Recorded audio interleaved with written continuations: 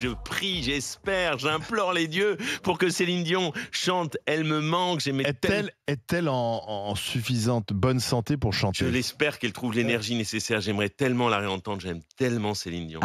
Chante-nous un morceau. Avant de vous donner la parole, tu as une petite info, révélation, c'est je crois. le site américain TMZ, qui est en général bien informé sur les infos people, qui affirme que Céline Dion va toucher 2 millions d'euros pour interpréter une seule chanson. C'est scandaleux. Et tous ses frais, jet privé, palace, sont pris en charge par le comité, parce qu'elle est arrivée en jet. Elle est au Royal Monceau, je crois, à Paris. Ses fans ont pu la voir. Elle a signé des autographes. C'est une information qui est reprise ce matin par une bonne partie de la presse, et qui affirme que jamais une vedette n'aura jamais été autant payée pour interpréter une seule chanson dans une cérémonie. D'ailleurs, la cérémonie, je ne veux pas jouer les rabat-joie, mais parce que nous sommes un peu endettés, mais enfin bon, la cérémonie des Jeux Olympiques vendredi sera la plus chère de toute l'histoire des Olympiades.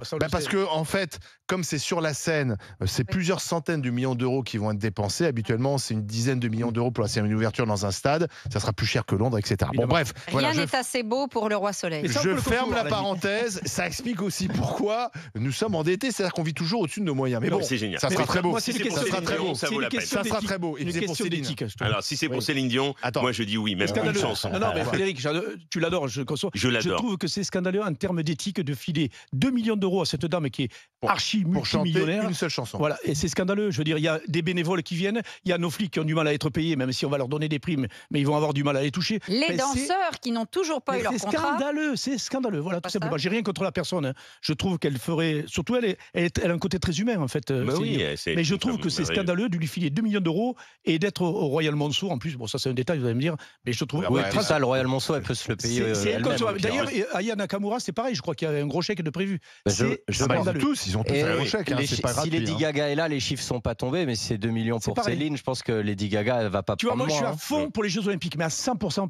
Mais pas pour dépenser ses fortunes. Pas pour dépenser du pognon, il faut arrêter de déconner, quoi. Bon, allez, c'est Céline Dion. Pour une chanson qui sera peut-être en playback. Oui, alors parce que une partie des artistes vont enregistrer leurs prestations. Bien sûr. J'espère. Mais c'est à l'air libre. Mais au niveau de l'acoustique, c'est impossible. J'ai même prévu la pluie. J'ai prévu la pluie Non, dehors en pleine nuit avec du vent et du bruit. Bien sûr que oui, ils vont pas juste avoir le retour oreille, ils vont aussi avoir le doublage playback. Donc c'est que du bidon. Mais arrêtez d'être rabat-joie, les amis. Non mais vas-y. Arrêtez. Qu'est-ce que tu en penses, toi qui l'adores? Mais moi. Qu'est-ce qu'elle pourrait chanter alors, Piaf? Ouais, peut-être. La Marseillaise, peut-être. Peut-être une chanson, peut-être. Une chanson de Goldman? Non, peut-être une chanson que Goldman lui a préparée, on ne le sait pas, et qui elle va nous la donner. Peut-être elle a demandé à Goldman une chanson, et ça va être une chanson inédite et pas un truc classique, la chanson. Peut-être un message envoyé à Emmanuel Macron, encore un soir. Cette chanson est magnifique, encore un soir, je l'adore. Elle est extraordinaire. Encore un soir.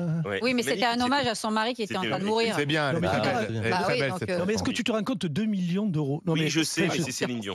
T'as tous ces bénévoles. Et les bénévoles ne sont même pas hébergés, ils se démerdent tout seuls. Tu sais que j'en ai vu la dernière fois, je crois que c'est à BFM, ils venaient avec leur camping-car pour être disponibles. Franchement. On enchaîne. Et alors, on n'a pas aperçu 3 cafés gourmands dans la capitale, en revanche. C'est quoi ça? C'est bien, c'est gratuit. C'est gratuit. Elle était très sympa, leur chanson, c'est gratuit. Oui, mais là, ça n'irait pas apparemment avec l'ambiance. Tellement gratuit. L'ambiance inclusive, ça ne marchera pas.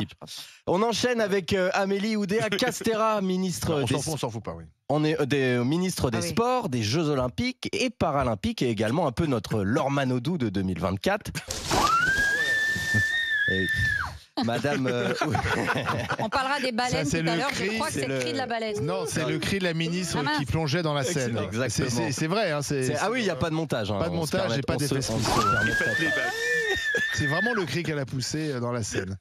Eh bien, Madame Oudéa-Castéra a envoyé une lettre aux sénateurs pour les féliciter pour leur récente réélection après les législatives. Sauf que bon. Alors, on s'en fout, on s'en fout pas. Ah non, on s'en fout pas, non. C'est quand même. Ah, je crois que je m'en fous d'Oudéa-Castéra.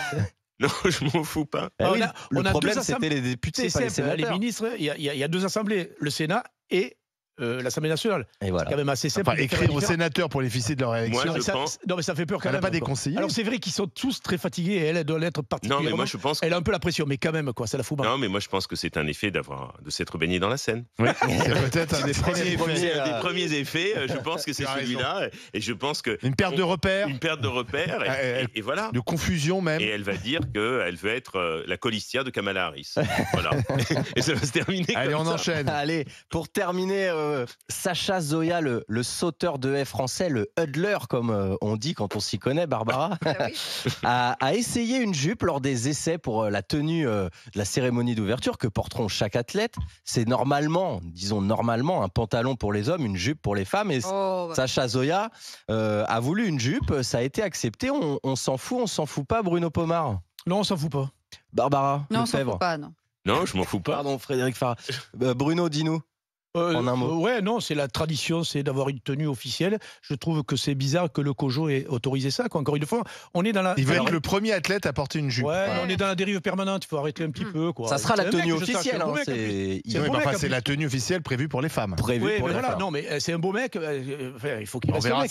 On verra ses jambes. Ce sera un beau mec en jupe. Qu'est-ce que je te dis? Ouais, mais moi, je demande à ce que ce monsieur saute les haies en jupe. Alors ça c'est seulement pour la cérémonie d'ouverture. Ah oui, mais moi je ne suis portent pas de désolée. jupe non plus lorsqu'elles. Cet homme est transgressif. Il nous explique que dans la mode, il n'y a plus de genre, il n'y a plus d'hommes, il n'y a plus de femmes, il n'y a plus si. Écoute, dans le sport, il faut qu'il aille jusqu'au bout. Et je demande à ce qu'il saute en jupe, si possible. En jupe cigarette, celle qui serre un peu comme ça va lui faire travailler encore plus les ischios, parce que franchement, c'est n'importe quoi. Alors Frédéric, mets-nous un peu de l'athlète qui va porter une jupe pour la cérémonie. Moi, je trouve ça très bien. Voilà. Moi, je trouve ça très bien. Moi, ça me plaît. Tu comptes venir en jupe prochainement? Je sais pas, je vais y réfléchir. Toi, ça te choque pas? Moi, ça me choque pas 5 minutes. Pas du tout. Non, et surtout, c'est la volonté de l'athlète qui est. Ce qui est important, c'est qu'ils viennent comme ils se sentent. Voilà, comme à Zio. C'est comme au McDo. Et c'est important. S'il veut, pourquoi pas nu? Oui, voilà. Aussi. Juste une petite remarque. Est-ce que vous trouvez pas, quand on voit tous ceux qui portent la flamme, que la tenue qu'ils portent, elle est un peu déprimante, non? Voilà, bien sûr. Un peu blanche hôpital, comme ça. Oui, un peu infirmier. Quand tu représentes la France et que tu fais la cérémonie d'ouverture, tu t'habilles n'importe comment, quoi. Donc non, je suis désolée. Il s'habille normalement, comme il doit être habillé, comme il s'habille d'ailleurs dans la vie civile, parce que est-ce que ce monsieur se trimballe le reste du temps en jupette? Mais qui sait? Non, il se trimballe pas en jupe, c'est parce qu'il veut faire son coup, il veut faire parler de lui, mais le reste du temps, 365 jours par an, il se balade pas en jupe. Si ce monsieur avait l'habitude de se promener en jupe, je dirais c'est normal, c'est sa tenue habituelle, mais pas du tout, c'est faire un coup pour faire parler de lui. Donc encore une fois, qu'il aille courir en jupe et qu'il saute les haies en jupe. Et j'espère qu'il va nous ramener une médaille. Là, on va pouvoir faire du buzz sur lui s'il fait une médaille. Voilà, qui ramène déjà une médaille. En même temps, il va se faire remarquer. Non mais Sacha Zoya, on fait du buzz sur lui depuis longtemps. On ne verra que lui en jupe. Surtout. Allez, mes chers grandes gueules, merci Louis Gerbier. Merci Louis Gerbier. Merci à vous. Dans un instant, on va parler de cette cérémonie d'ouverture, mais sur l'angle sécuritaire, parce que certains experts comme Anna Bauer disent que ça sera la cérémonie finalement la plus dangereuse jamais organisée. Le défi est monumental. Il y a 326 000 spectateurs attendus. Il y a un fleuve à sécuriser sur plusieurs kilomètres. Et on a donc mobilisé comme jamais des policiers, des gendarmes, des militaires et des agents de la sécurité. La question est simple. Prend-on trop de risques avec cette cérémonie? Nous y sommes, c'est dans 2 jours maintenant. Deux dodo précisément. Allez, on en parle avec vous, 32-16 sur RMC Story, à tout de suite. RMC jusqu'à midi. Les grandes gueules.